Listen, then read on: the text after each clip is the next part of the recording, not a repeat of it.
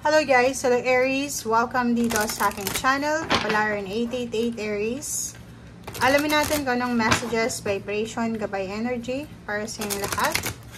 The general reading, so pwede kang makaresonate, Aries. I hope na makuha mo yung energy.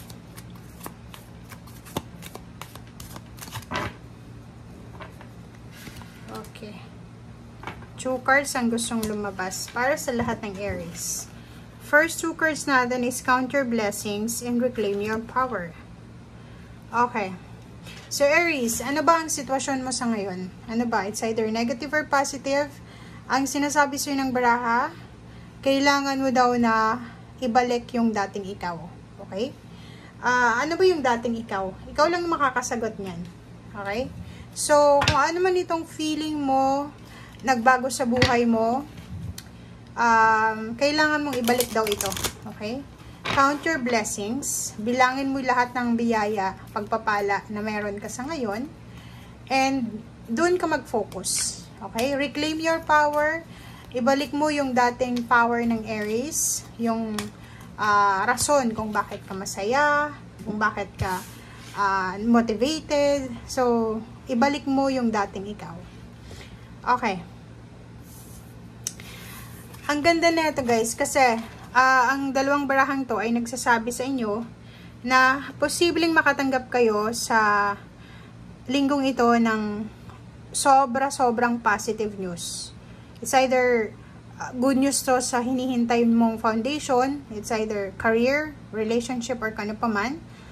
Kasi completion siya eh. Number 10. 2 plus 8 is 10. So, kung naghihintay ka ng closure, achievements, fulfillment, or result, yun, positive outcome, positive news, matatanggap mo siya sa linggong ito. And ang Ganesha na to is sobrang ganda kasi sinasabi na huwag kang masyadong mag-alala, Aries, kasi you are protected, you are guided ng ating Panginoon, ng ating Mama Mary, ng ating angels, archangels, and guides ng universe. And lahat ng obstacles and challenges na parang feeling mo, dala-dala mo, pasan-pasan mo everyday, ay posibleng ma-resolve mo yan. Okay? So, makiklear out mo siya. So, wag kang masyadong nakafocus dyan sa problema mo or sa negativity na parang iisipin mo, naku, wala nang pag-asa, naku, doon nagkakamali ka. Okay? Kasi, you are protected, you are guided ng iyong mga spiritual helpers. And bilog ang mundo. Doon sa mundo lang na bilog, doon ka dapat ma-motivate. Alam mo yung personally, yan yung motivation ko. Bilog ang mundo. Okay? Once sa bilog yung mundo, iikot at iikot yan. Nasaan ka man ngayon? Sa ilalim, sa ibabaw. Kung nasa ibabaw ka, enjoy mo na yan. Kasi iikot yan. Kung nasa ilalim ka naman, pasensya lang. Dahil hindi mo mapapansin, nasa ibabaw ka na ulit. Okay? Ganun lang ang buhay. Okay, 9 of Wands. Meron ditong mga Aries na pwedeng makaramdam kayo ng sobrang pagod. May mga Aries na pagod na sa pagiging unemployed. Diba? Napapagod din yung iba eh. Naghihintay ng trabaho. Yung parang feeling mo worthless ka, useless ka kasi naghihintay ka lang ng maabutan ng pera, ng tulong, ng mga kamag-anak mo or ng pamilya. Nakikita ko sa'yo dito na ginawa mo na yung best mo. Diba? Ginawa mo yung best mo, ginawa mo lahat. But, siguro ganun talagang buhay. Minsan nasa ilalim, minsan nasa ibabaw. But, ang positive dito is sinasabi na, kung napapagod ka sa ngayon, make sure na pagod lang ito. Hindi ito rason para isuko mo lahat. Okay? The Devil, yun. Aries, ang sabi ng baraha sa'yo dito, if ever pagod ka, if ever na makakaramdam ka ng negativity, mga issues sa katawan or kano pa man, wag kang kukuha ng lakas loob sa pagkain. Okay? Lalo na sa matatamis. Sinasabi ng baraha, iwasan mo yan, the devil eh. Iwasan mo kasi temptation yan eh. Kasi minsan, di ba, sa sobrang boring ng araw-araw, boring, na-stress, may anxiety, may depression, or yung wala ka lang magawa, yung parang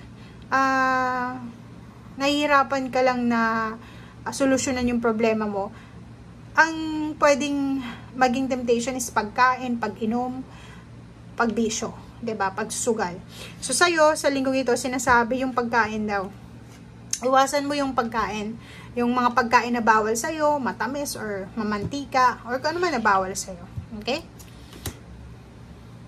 Oh, 'di ba? Reclaiming your power, Lilith. Sinasabi sa'yo dito ng Emperor na kailangan mong ibalik na yung dating Aries. Yung dating Aries na motivated, determinado, passionate. Yung Aries na, alam mo yun, yung masigla. Okay? Kasi parang sa ngayon, medyo hindi ka masigla. May ibang Aries na ginagawa lang is nahihiga lang sila, maghapon, magdamag, or ayaw nilang lumabas ang bahay nila or comfort zone. So, kailangan mong ibalik yung dating ikaw, yung masigla, okay? So, Hermit, hanapin mo Aries, yung katahimikan sa buhay mo. Or hanapin mo yung rason sa linggong ito kung ano ba yung pwedeng magbigay sa'yo ng motivation, ng rason para bumalik sa dating, yung sigla ng buhay mo. Maligo ka daw. Ito yung literal yung paliligo guys, wag yung i-underestimate yan kasi yung paliligo is one way of detoxifying yan ng mga negative energies, especially mga dumi sa katawan, pero mga negative energies pwede din na ma-detoxify ng paliligo. Next is declutter. I-declutter mo yung mga gamit mo na hindi mo na kailangan, mga friends sa social media or sa personal. Yun lang, live simply, simplify your life, parang ganon. Live peacefully, parang ganon. So, sinasabi ng Barasay dito na hanapin natin yung peace of mind, hanapin natin kung saan tayo magiging masaya.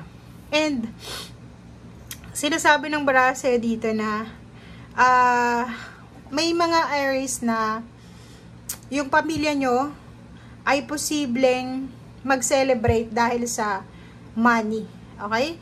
For example, may magpapamilya na magkakaroon ng okasyon, ng selebrasyon, ng pagtitipon dahil sa yung isa sa inyo nakatanggap ng promotion sa trabaho or salary increase, may graduation, or kung ano man to na financial success. Siya yung rason kung bakit kayo magtitipon-tipon or magkakaroon ng occasion. Okay? So, sinasabi ng Barasay dito na maraming rason para maging masaya ka. Okay? Maraming rason para maging positive ka. So, reclaim your power, ibalik mo yung dating ikaw. And King of Wands, trabahuhin mo kung ano yung gusto mo sa buhay mo. Okay, so thank you for watching and see you again. Bye!